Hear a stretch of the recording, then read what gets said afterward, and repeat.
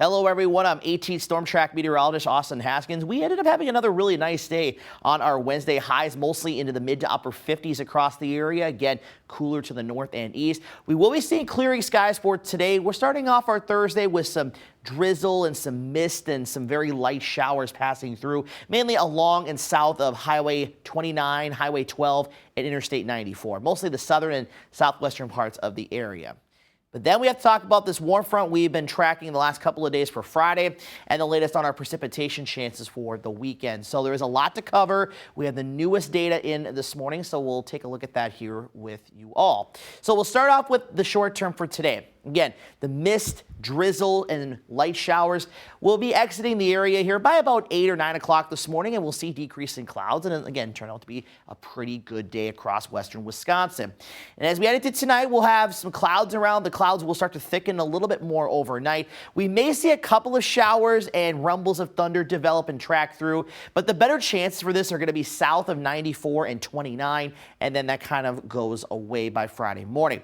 So high temperatures today, upper 50s and low 60s. It's going to be another pretty mild day. Will be slightly warmer than yesterday.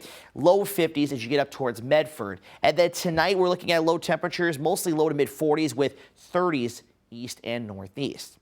So now let's jump into Friday. Let's talk about the next headline, and that's those temperatures. And again, I'll be honest with you, this has been giving me a little bit of a headache trying to figure out, how warm we end up getting on Friday, because we're starting to get better agreement now, at least, but there's still some discrepancies exactly how far north this is going to get. So we're first going to take a look at the graph model, and you can see that the warmer air slowly will move in here. You can see by 1:30 Friday afternoon, we got 74 in Winona, 50 in Eau Claire, 41 in Ladysmith. Again, this is just one computer model, but the idea is that the front gets up to about 94 and about Highway 12 or so. You can see by 4 p.m.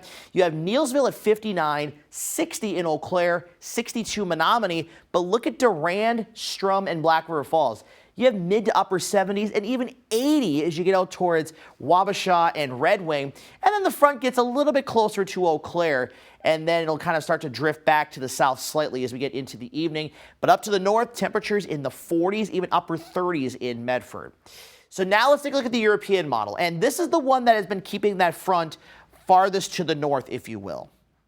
And again, we're still kind of seeing that similar idea here. Here's 1:30 after Friday afternoon. You got mid-60s Eau Claire, Menominee, 59 Rice Lake, upper 40s, low 50s, Ladysmith, Medford, and then you got 71 in Black River Falls. And as we go farther into the afternoon, again, this one still has that front a little bit farther to the north. Even Ladysmith and Rice Lake getting into the mid to upper 60s and closer to 60 in Medford. But you got most of the area in the 70s to, again, near 80 degrees. And then we'll start to see that front kind of drift a little bit further south and east as we get into the evening.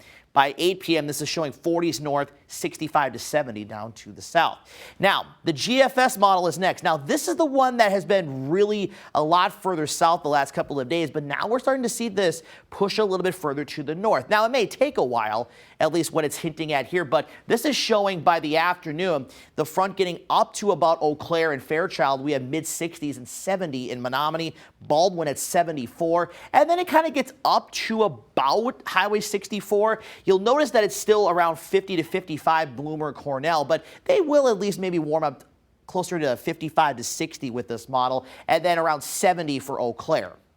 Finally, we'll look at the HRRR model. This is the one that's really, really short term. But you can see with this one is kind of been trending a little bit more with the European. You can see by 4 p.m. you have 74 Fairchild, 72 Eau Claire, 82 in Wabasha and Winona, and then you can still see how much colder it is up to the north. So the way things look right now, the front is going to get up somewhere within the vicinity of 94 and highways 12 and 29.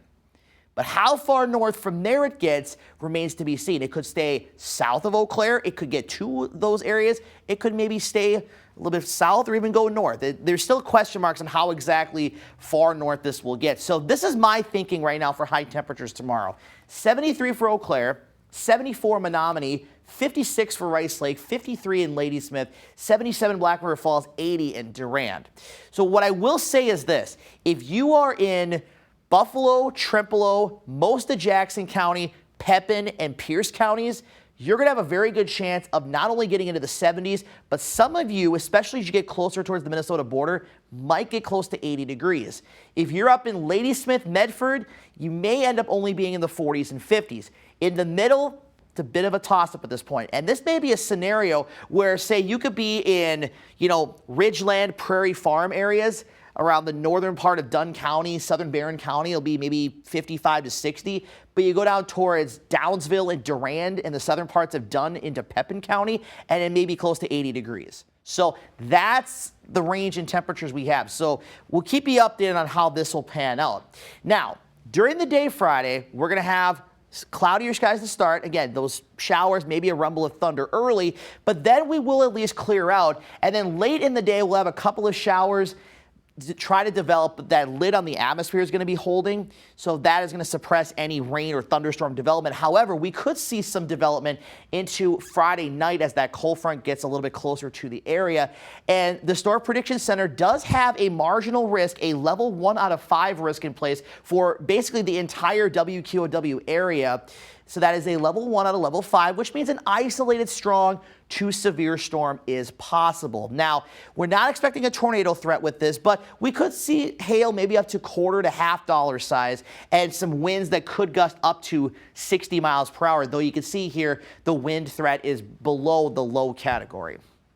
So again, mostly a hail threat with some gusty winds along with that, but it is a conditional threat. It does depend on, the placement of that cold front, how warm things get, and whatnot. But something that we'll at least monitor. So if you have any plans Friday night, you may run into a few showers and storms that develop, and again, maybe some stronger storms as well.